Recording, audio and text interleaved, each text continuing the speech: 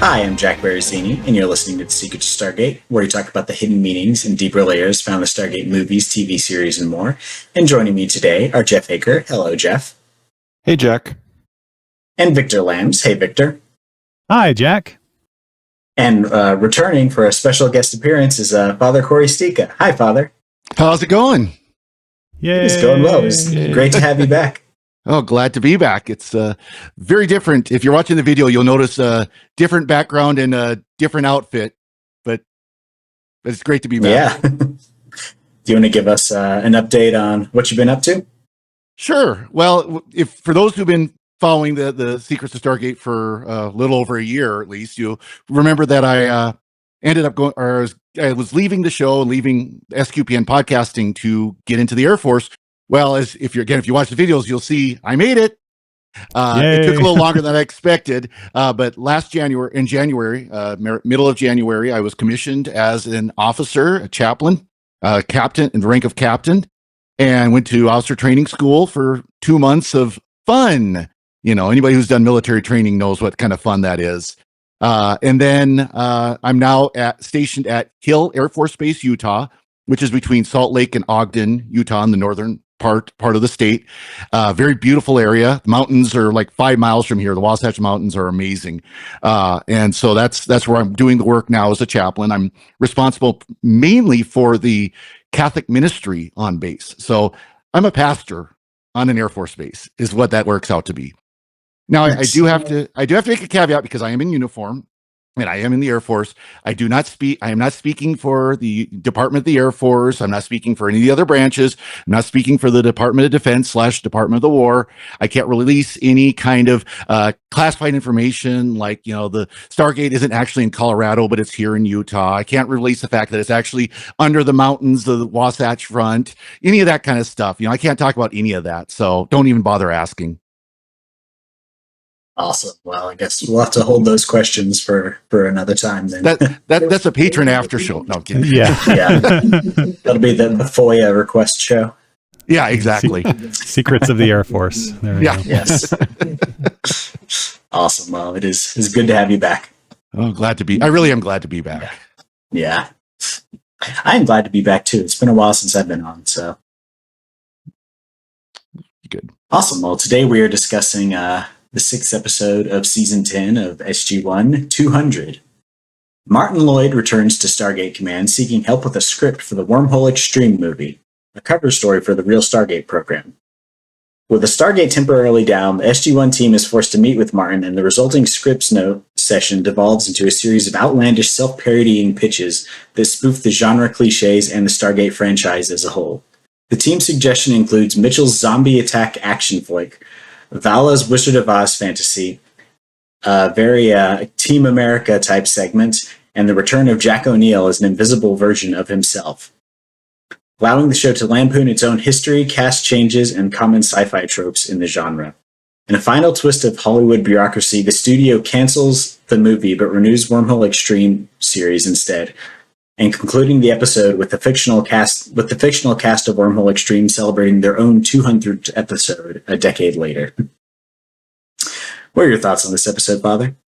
Oh, this is the classic one. The Stargate, kind of the last really good, just Stargate not taking itself too seriously.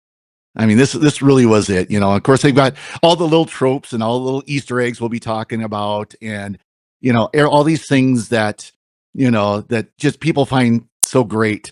This is one admittedly had been a while since I'd seen it, and so I forgot how much fun it really was. Yeah, it was a good one. What about you, Jeff? Yeah, no, I love this one, and I've been kind of the supporter of the Ori seasons over I think Victor and Lisa and yourself.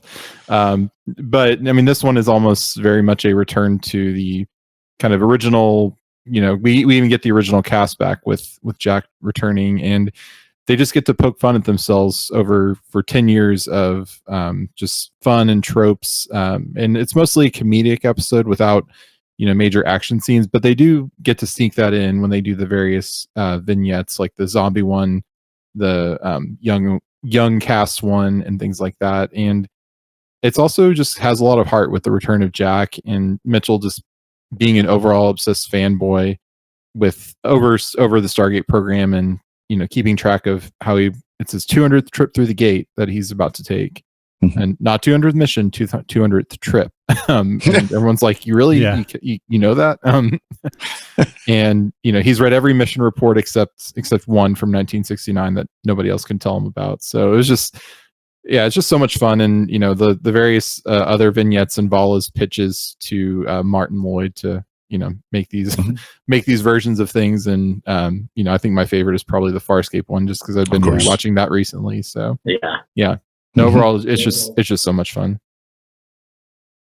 What about you, Victor?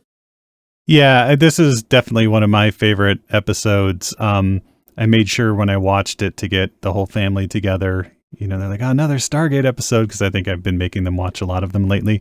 But they sat down, they loved it. Like, everybody was laughing. It's just a wonderful episode.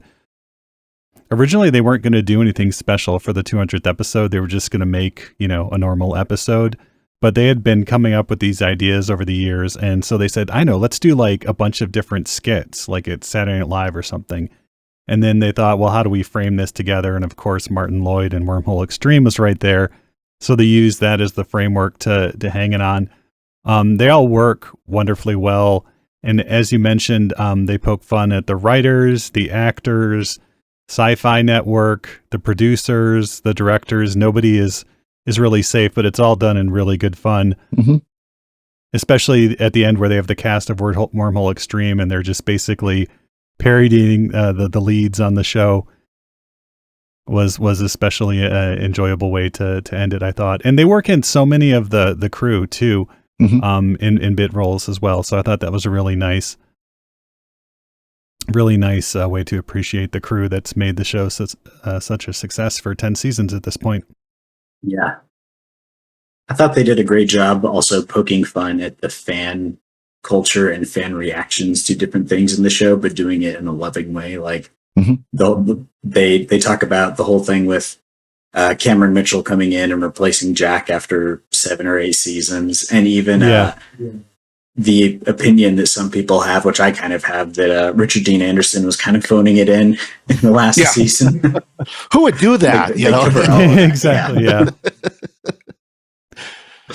Yeah, and they did get Richard Dean Anderson back, and they weren't sure they were going to get him, which is why they came up with Invisible O'Neill, that sketch. And then they called him and said, you can come up for a day, shoot some scenes. It'll be great just to have you in the episode. And he said, a day? I'm going to come up for a week. I want to hang out with you guys and have fun. I really miss you. So it got to be to the point where the Invisible O'Neill sketch, and this is one of the funniest things, which you don't appreciate when you watch it, is Invisible O'Neill is walking down a hallway with Teal'c, and there's this coffee cup floating around. And, they're like, Martin Wood, the director, was like, well, the most practical way to do this would be to have like a stunt performer wearing a green, outfit and have them, standing in for O'Neill. But O'Neill was already in the studio, or Richard Dean Anderson was already in the studio that day, because he had to record his dialogue. So they said, why don't we just put Richard Dean Anderson in the green suit? So it really was Richard Dean Anderson, but you can't see him as Invisible O'Neill, waving the coffee cup around, trying to pick something out of it, which you can't see. But on the DVD, there's some footage of Richard Dean Anderson wearing this really ill-fitting, green gimp outfit. That's awesome. Yeah. They even joke about the propensity for like network trailers for new episodes to spoil the big twist, because when he comes in, they're like, they'll put that in the episode. It won't even be a twist.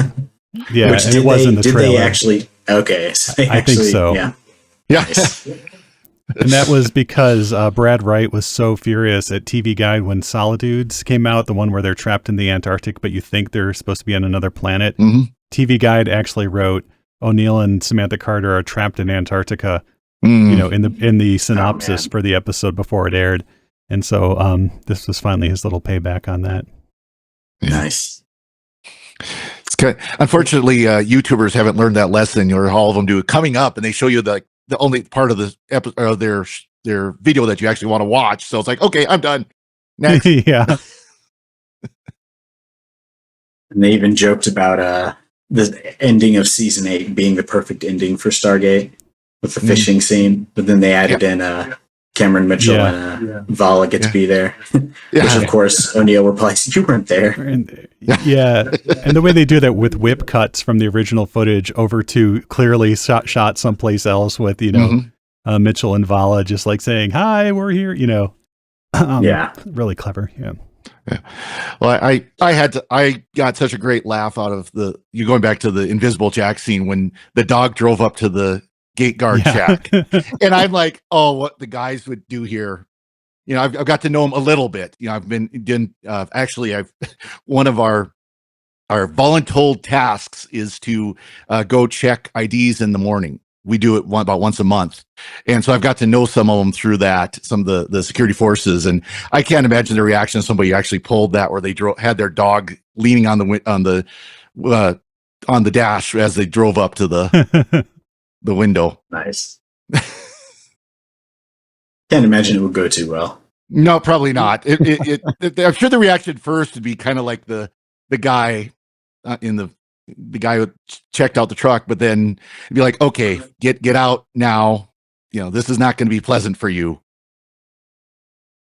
Nice. Yeah. We should talk about the teaser for this, which I think this is one of the first times a TV show used a previously on and then put new footage in. And it's something that they'd wanted to do for years. They're like, wouldn't it be funny if we just did a previously on and put new footage in? And so we get some of the previously on from, Martin Lloyd's first 2 episodes, and then it quickly cuts to SG-1 with O'Neill. So Richard Dean Anderson did film new footage for this, interacting with the Furlings, and and ultimately causing the destruction of their planet as they beam out at the last minute. That was done. That was done really well too, because when that came on, it cut so seamlessly from the actual previously on that for a minute I was like, wait, I don't remember this episode. Did I miss this one? Well, that's what I was going, okay. Is this supposed to be, that's where the question was, is this supposed to be the previously on, or is this supposed to be like the new episode now then? Like the whole, everything that happens is coming back from the Furling planet.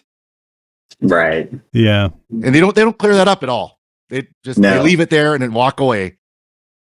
Yeah, I mean, SG-1 does say it makes us look really, stupid that we, blew up this planet, and like that's never happened before. Yeah. And they do that several times throughout the episode, where the skits run directly into the actual plot of the episode, and I thought they did that really well, like with the Stargate shutting down and then the mountain exploding and them being able to be conveniently beamed out and all that. Yeah. And Siler being thrown across the room after being electrocuted and saying, "Why does this always happen to me?" Which I think is one of the... And then Martin Lloyd saying, it's a writer's device where you say you point out how ridiculous it is by saying you're hanging a lantern on it. So another character points it out. It's because they do that all the time and like making fun of themselves. So yeah, just a great. So that means they're hanging a lantern on hanging a lantern. Yes, exactly. Yes. Yeah. Yeah. And if you listen to Secrets of Star Trek and Secrets of Doctor Who, Jimmy likes to point those out every time they happen too. So nice. Yeah, Willie Garson is definitely the MVP of this episode. I mean, he is just so pitch perfect as, the producer of Wormhole Extreme. One of his ad libs was when they ask him, like, I thought you were the producer, and he's like, yeah, the real one, because these shows have so many producers and executive producers on it. That was one of his ad libs. Nice. Yeah, but he is just so pitch perfect in this, and his reactions and takes are just so excellent. Yeah. Yeah, it makes me wish we had him on the show more, because he fits in so well with the rest of the cast, and the banter they have is great. Yeah, it's probably smart not to overuse him though, because that could get true. Yeah, the little bit you get, I think, is good, and I mean, more would have been fun, of course, but it would start to kind of lose its luster if they keep bringing him back out too often. And he could get a little annoying pretty quick, I think. Yeah. One I really liked the you had mentioned this, Jeff, but the Farscape skit. Yeah. Yes, they talk about you have to rip off an obscure show that no one's heard of, and so they referenced Farscape. And I like that they don't have Ben Browder and Claudia Black in their roles. They have them in different roles, even though they were both from that show. Yeah, neither of them felt comfortable playing their original roles, and so they switched things up a little bit. Yeah. Nice. Yeah. Yeah, like you're right. I have no idea what that means because if you try to watch a random Farscape episode and you don't really have context, which I think the first episodes I saw of it were kind of just random episodes, and it was very confusing. So I've watched it a couple times. So but they do have a lot of nonsense words, despite having translator microbes. Yeah. Nice. And we get a Star Trek parody as well. Oh yes. Yeah. I thought it was nice use of the existing sets too. In the Farscape, they use the Wraith Hive ship. In the Star Trek, of course, it's the Daedalus Odyssey. And then we get to see Brad Wright as the Scotty stand-in there. Nice. And I think originally they were going to use Paul McGillen from Atlantis, but Brad Wright is also an actor. And I guess he either tries to be on the show or they try to put him on the show as much as they can, but they don't really do it that often. He's just been in a few episodes in the background. Yeah, I was kind of thinking Walter should have been the Scotty of that because he's kind of kind of their tech guy. Yeah. Yeah. Hey, at least at the end, he got to go through the gate. Yes. Oh, that was great. It did have the right outfit on, then it goes around the corner and comes out with the right outfit. Yeah. I wish I could change uniforms that quick. And I don't know if it actually was on the commentary. They said it was like a Velcro pull off thing, and then they just handed him a helmet as he came down. It would have been easy just to cut it, have him change and come through. Right. But Martin Wood likes to do as many things in camera practically as he can when he's directing. Awesome. So yeah, nice. Yeah, and they also have oh, sorry. Oh, go ahead. I was to say, to go back to the Star Trek thing, when Carter says the singularity is about to explode and weapons to maximum, and I think it's one of the more recent seasons of Discovery. They actually do blow up a singularity, and my only thought, I just thought of that this episode of Carter. Like Carter would hate that they're blowing up a singularity. She's like that. No, nothing in that sentence makes sense. Nothing about that makes sense. It definitely felt directed at like late season Voyager. Yeah. Well, they didn't have some kind of. They didn't have some. That's true. Yeah, should put that in there. But on Stargate, they've said shields to maximum and stuff. When they're on the ships in the past, I have noted that after seeing 200 and then going back and watching previous ones, they do say some things like that. To get not too geeky, but saying shields at maximum is different than weapons. Weapons you're going to want at maximum. Shields are like okay, true. when you're going through and there's just solar wind or whatever, just particles. Yeah, I just need light shields. You don't need anything too much. That's true. It would drain the battery too fast. Yep. Yeah. But yeah, of course it's just making fun of the techno babble of Star Trek, which was great. And we also get a Wizard of Oz parody, which, the Wizard of Oz references on the show certainly go back to season 1. Mm-hmm. And they became so frequent that a fan painted like a huge, 3-foot by 4-foot painting of the original cast as the members of the Wizard of Oz, which Martin Wood at the time had on the wall of his office. And so that's awesome. He just kind of looked at that and set them up. But I really like their costumes, especially Teal'c's Tin Man outfit with the Jaffa emblem on the spout. And then I thought Beau Bridges was excellent as the wizard. Mm-hmm. Yeah, that was well done. I like she also tries to get in Gilligan's Island there, but he catches on. Yeah.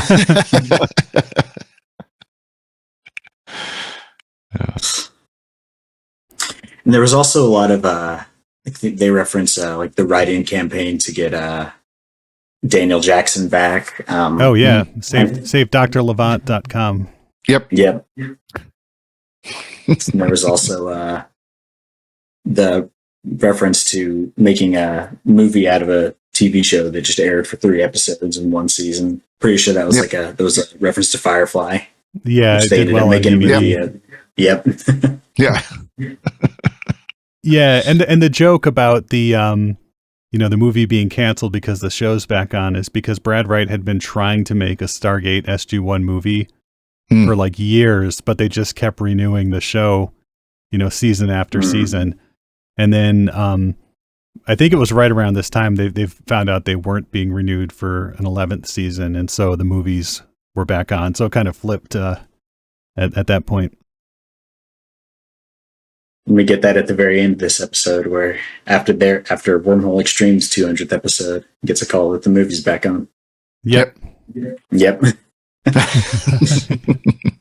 And I feel like this is probably, when shows try to be self-referential, it can backfire and not work well. But I feel like this is probably one of the best examples of that, where all the jokes land perfectly. They are able to parody not only Stargate, but just sci-fi television as a whole, and it just all feels very authentic, and none of it feels mean-spirited. Yeah, and they one of the sci-fi tropes they parody is the very short title sequence at the beginning. Yeah. Instead of like a full minute long title sequence. And I guess the network had been saying you need to move to a shorter title sequence. You need to be moving to a shorter title sequence. So they finally just said, here's the worst version of a short title sequence we can think of, with the most cropped version of the theme song and the most, low budget intro. And that was kind of their commentary on people always trying to tell them to go to a shorter title sequence. Well, the funny thing is, I think I've seen in syndication where that's the exact sequence they used. Oh no. Like they cut the whole title sequence out and just used that. Oh man, more commercials, I guess. Yep, exactly. So they gave them their shorter sequence, I guess. Yeah. Just not very good intentionally.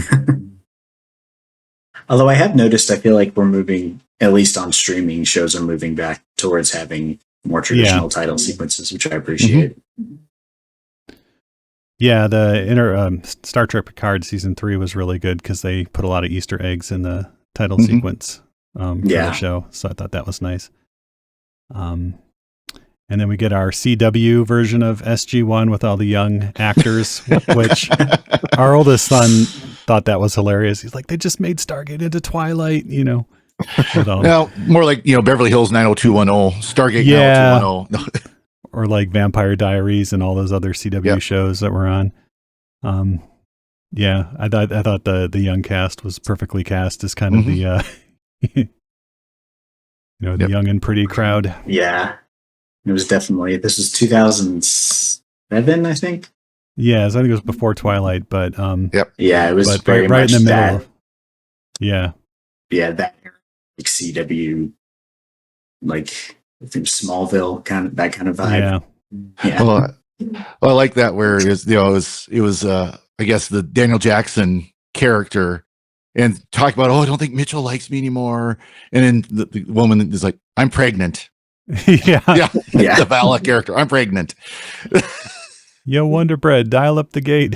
Yeah. Of course, like Daniel Jackson is the most jacked guy on the crew. Yeah.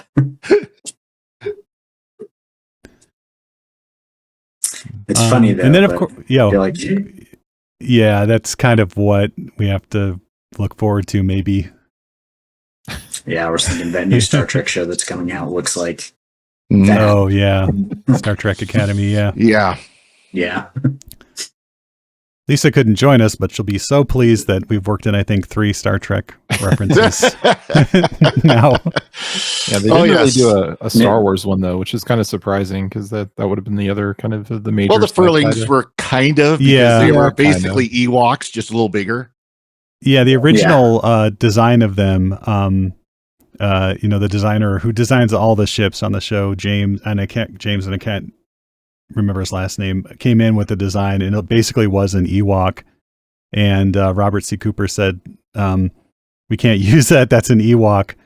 And they're like, well, what kind of head should it have? And they're like, I don't know, a koala head. And so the designer ran back to his computer, photoshopped a koala head onto his drawing. And they're like, okay, that's the Furlings. Perfect. Yeah. And then we get our extended marionette sequence because Team America had come out, which I still have not seen, but someday, had come out a few years before this, and everybody on the production crew loved that movie. And so they worked with the studio that made the marionettes. I guess they were around $25,000 a piece. Wow. To make. And then they had all of the actors in that sequence come in, just on an off day in their street clothes and, act out on the sets, what they wanted the characters to do. So, when it came to, Jack doing right, he just threw in, Richard Dean Anderson threw in this like outrageous gesture, knowing that the puppeteers might not be able to capture it, but would do something funny anyways. And they have footage of them walking through. Even Don S. Davis was in the studio that day, and the puppeteers really nailed it. Yeah, the mannerisms and everything. I was gonna say they made sure too to show the keyboard that had a rather unfortunate phrase on it, shall we say? Because that was kind of a running gag from Stargate, is they would rearrange the keys on the keyboard. Oh, I have to go back and watch that. I missed that. Yeah, it's not appropriate for this show. Let's put it that way. It's things you pick up in the HD versions that you wouldn't see on broadcast. Yeah, but again, that was kind of a running gag they would do. Is anytime they'd show the keyboard, there'd be some keys changed, and sometimes they would spell messages. Yeah, but you wouldn't always see other them. Words. Yeah. Save Dr. Levant. Yeah. But my favorite, the funniest part of that is for me is when Dr. Jackson is writing on the whiteboard or the monitor. And because he has puppet hands, he's just basically scribbling. You can tell what he's trying to scribble, but like, parodying the movie and then the first few episodes. And when he circles the, the thing on the screen, the symbol, the home symbol on the screen, it just cracked me up. I mean, I was going to say that was the best part of that whole thing. Was just the scribbling. Mm-hmm. But yeah, those were high quality puppets, so it makes sense that they had the same studio make them that made the ones for the Team America movie. That was also the longest vignette, which makes sense because they wanted to get their money's worth out of those puppets. Well, I love too. Then they go through the Stargate and the strings get cut. Yeah, they fall over.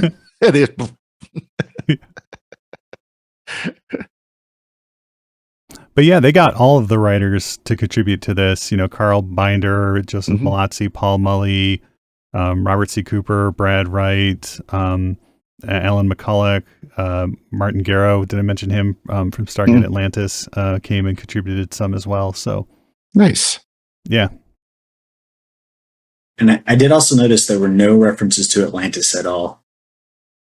No, they used the set, but that was it. This was truly just a love letter to SG-1. SG-1. Yep. Oh, I do like also the Samantha Carter in the puppet sequence. She references the terrible line that she has in the very first episode. In the most scornful way. That was great. Yep. And we get the. Oh, go ahead.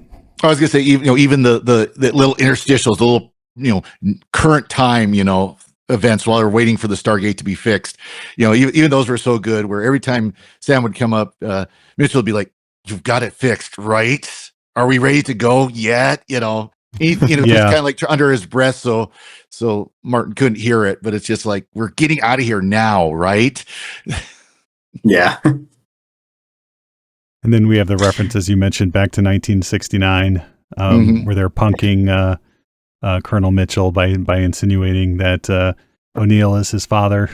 Yeah. And Claudia Black's expression during this is like, she's like, so like putting the pieces together, but can't believe it, because she's not in on the joke and stuff. And it's really good acting. And it's like, no, we're just kidding. We still can't tell you about it. We're just kidding. Yeah, it's smart that they did that. Because they do in a couple episodes or later in the season, they do go to Mitchell's home and meet his parents. So it was I think it was smart that they like held off on doing. Maybe that this kind of sparked the idea of doing that or something. I don't know, but which also if you've seen Continuum, then it makes sense that they didn't do that. We didn't talk about Mitchell's initial pitch, which is his zombie action movie, and Martin Wood talks about how it's not even like zombie movies are overplayed, and that was back in 2007, and it's definitely true now. Like this is pre-Walking Dead, and he's shooting up like half the cast, and the team is like, well, where are we when all this is going on? And he just smiles. Yeah. And it was a nice throwback to the Teltrack device, or that's what it was. Yeah. So yeah, lots of really good references there. We get to see Cheyenne Mountain blow up, which was another very expensive shot that they created just for this episode, I think.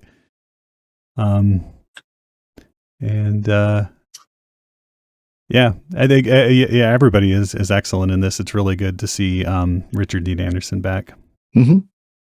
Yeah, he just comes in from Malibu. Yeah, he was there for work. How do I get that TDY? say here in about February. How can I get that TDY to Malibu? Oh wait, I gotta have 2 stars. Never mind, not gonna happen. Yeah, we haven't talked about the perfect ending for the show, which is the Sam and Jack wedding. Oh yeah. Right. Yeah. She beams in. Yeah, with the very funny line as Dr. Jackson and O'Neill are standing at the altar, and he's like, if he doesn't show up soon, people will think that you and I are. I guess there was an alternate language or alternate line of dialogue there that they wouldn't mention on the commentary, but it was a little bit more. They cut it. Yeah. Yeah. And we get the various SG-1 music played on the organ as the bridal march turns into the theme song. And Loki officiating. Oh yeah, or Thor officiating. Yep. The Asgard. Yeah. Yep. On the captions it said Vasir, so I guess that's who it was supposed to be. But he's our resident lines, Asgard. Yeah. Yeah, and that's pretty much the entire crew in the audience at the attending the wedding there. Nice, including a crying Walter. Yeah. It was just allergies or just a summer cold. Yeah, summer cold. That's what it was. Yeah. Yeah, this was a great episode. My wife has not been keeping up watching the show with me, but I wanted to show her this one just because it was so good. But I also realized that she would not get a lot of the in jokes, so I'm just gonna have to make her watch all of SG-1 so I can show her this one. Well, there you go. Yeah, that's a given. But exactly. Yeah, I mean, it's funny even if you haven't seen every episode of SG-1. And then they all get to go through the gate. And I thought Beau Bridges, when O'Neill's trying to convince him to go through the gate, his mannerisms in that are just so funny. Yeah. And has he not been through the gate yet? Because I thought he had been. He probably has, even if we haven't seen him go through the gate. I don't remember if we've seen him go through or not. Yeah. And then we get an extended, while the credits, because there are no opening, special guest star, actor credits or writers. At the end, while those are playing at the end, we get the cast of Wormhole Extreme, and Michael DeLuise, who played Colonel Danning, has been replaced by his brother Peter DeLuise. Yeah. For that. And there's an extended bit. I don't know if it really works, about trying to come up with a new catchphrase, because I guess Mitchell has kind of struggled coming up with a, he doesn't really have a catchphrase. He kind of, he ad-libs something that's situation dependent. And of course the female character, commenting that the writer's room is a bit of a boys club. And, she really just wants to, have more of a contribution to the show or have a baby and or play golf. Or play golf. Yeah. Which all of the producers were avid golf players. I think they would play almost every Sunday and take golf trips several times a year and stuff. So nice. Yeah. And the other funny thing about Peter DeLuise being in it is he's credited as replacement actor. They don't even name his. Oh, really? his character. Because I was trying to look up the name of this character versus the one he replaced, and I couldn't. And I was looking on the wiki and IMDb, and it just said replacement actor, and I finally clicked on it on the wiki, and it said that he was not named. So that's funny. Nice.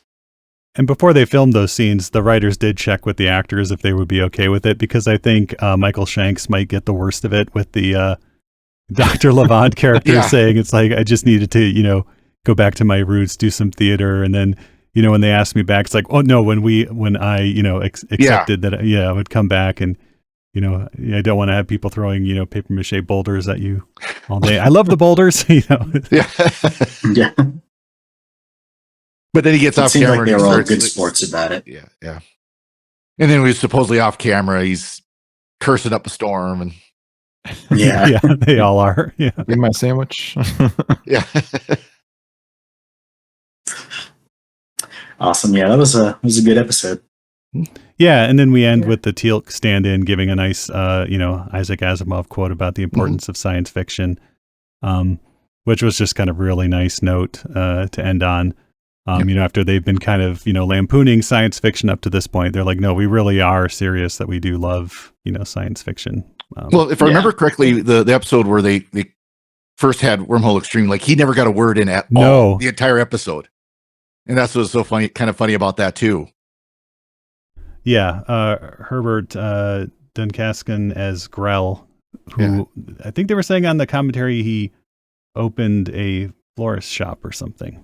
Oh, nice. Just a really nice, gentle guy, and so he's the most eloquent of the Wormhole Extreme cast. Even But that though he was- doesn't get to talk on the show. Yeah, because they did the old trick of where he's about to say something and anybody steps over him or walks in front of him or something like that, where he's not able to say anything. Yeah. Referencing that Teal'c never gets Yeah. doesn't get much dialogue anymore. Oh, speaking of Teal'c, we forgot the detective Teal'c agency. PI, yeah. Yeah. Indeed, with the hat. Isaac Hayes, who was, did the music for Shaft, and was in a few films of his own that were Shaft-like. He gets to do the voiceover for that, and he was, of course, Garrick earlier on in the. No, that was Lou Gossett Jr. Yeah, it was Gus. He played the guy before Garrick on the show. Maybe that was season 9, but I think season 8. Season 8, okay. I'm not saying they all kind of blur together, but I also noticed we don't get I don't know if we get a single reference to the Ori in this episode. Lots of Gould references, and a couple, I think they mentioned the replicators, but yeah. Mhm. Yeah, they had Yeah, a shootout scene, and then they had to try to go through the Jaffa camp to get to the gate in 10 seconds. 10 seconds, yeah. And, So you mean like 30? 38? yeah. Well, gee, I wonder why they picked 38. Yeah, that was another nice reference. That's funny too, because in the last episode we did on Progeny in Atlantis, there was the McKay Shepard conversation where they were like, "How long does it take to get from point A to point D?" So, Yeah. I don't know if they were referencing Yeah. anything there, but if they weren't, it's funny. It's just how they come up with random numbers. Like Star Trek, it's always a 4 or a 7, in their numbers. And, Yeah, because 30 seconds is too obvious, so it's got to be something Yeah. like 38. Yeah. Yep. And always having a ticking clock on the screen, which they haven't done recently, but I guess that was another studio note to them was to, can we have more ticking clocks on the screen or something, more explosions. It always makes me think of the end of Independence Day when they have the 30-second countdown. They put the nuke in the mothership, and if you time it, it's like 2 minutes and 52 seconds. Of course. Well, they're cutting back and forth, right? They're showing 30 seconds from, I don't know, but Yeah. Independence Day, yeah. Well, of course, Galaxy Quest plays off that where the big red button doesn't stop until 1 second, even if you hit it with, it's 10 seconds to go. Yeah. Yep, of course. Awesome. Did y'all have any other thoughts on this episode? We did have some foreign language titles. In French, and you can see this on the scripts that they're the prop scripts that they're using. Their French title was Wormhole Extreme Le Film, which is Wormhole Extreme the movie, which is what they had on there. And then in Japanese we get Iwai Niyakai Kinen, which is congratulations, 200th episode commemoration.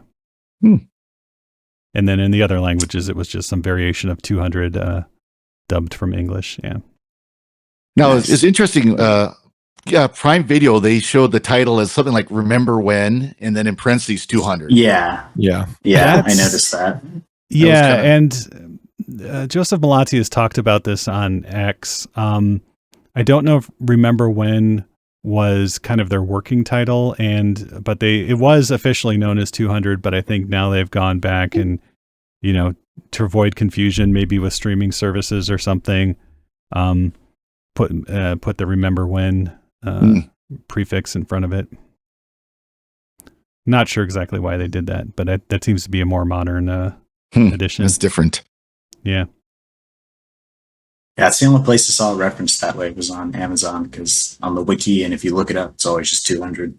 Yeah, that kind of threw me because I was trying to find it, and it's like, okay, where is it? You know, it's like first I had to try to remember what season it's in, because I think we were season 7 the last time I was on. But it's like, oh yeah, there, you know, okay, it's season 10, that's right. And it's like, now where is it? Which because and then I saw the parentheses, and it's like, oh, okay. Well, I think we'll be doing these for another 2 or 3 years, so you're welcome back anytime. Yeah, anytime. Well, you're just about out of SG-1. Not much left. It's hard to believe. Yeah. You don't want to come back for Universe? Or Infinity? Or Infinity, maybe, yeah. I can't say on this show what I think about that idea.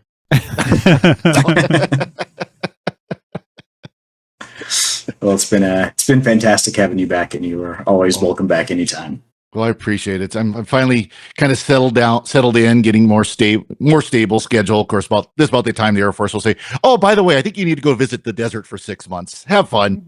But who knows? We're sending you to Qatar. Yeah, yeah, exactly. But no, I definitely want to get a little more involved with SQPN, not just with Secrets of Stargate, but with some of the other stuff as well going forward. And I'm sure Dom's listening right now going, okay, what are we signing you up for? Star Trek Academy. Yeah. No. I don't know if he's got the energy for that either. But I was thinking like Secrets of Technology, there's always like, hey, we could use someone. Let's get Father Cory in. Yeah. What's the deal with those energy beams? Yeah. But yeah, anyway, so yeah, it's a really good episode. If you've only been a casual Stargate watcher up to this point, watch it. There's stuff in there that you will enjoy. It's very funny. Yes. Yeah, and you're a sci-fi fan of sci-fi. Yeah. Yeah. Yeah. Yeah, it's fantastic. I'm glad Jack's back to do the outro, because we've all been stumbling over this. I thought I wasn't the only one. It's been a while. Let's see. Yeah, let's see how. Let's see how many times I'm gonna be like stuttering through it the entire time now because you mentioned it. Oh, I'm sorry. Before we go, we'd like to take a moment to thank all our patrons who make it possible for us to create the Secret to Stargate. Their generous donations at sqpn.com/give make it possible for us to continue the Secret to Stargate and all the shows at StarQuest. And you can join them by visiting sqpn.com/give. Be sure to follow the show on Apple Podcasts, TuneIn, Spotify, iHeartRadio, and you can find the video versions at youtube.com/StarQuestMedia. And to find previous episodes of Secret to Stargate and to send feedback, please visit sqpn.com/Stargate. And you can email us at stargate@sqpn.com and follow StarQuest on social media at facebook.com/StarQuestMedia or on X at SQPN. And we'll be back next time with the next episode of Stargate Atlantis. Until then, Jeff Aker, thank you for joining us and sharing the Secret to Stargate. Thanks, Jack. And Victor Lambs, thank you as well. Thanks, Jack. And Father Cory, thank you too. Oh, thank you very much, and I was glad to join y'all. And once again, I'm Jack Berrezzini. Thank you for listening to The Secret to Stargate on StarQuest. Anyway, I'm sorry, but that just happens to be how I feel about it. What do you think?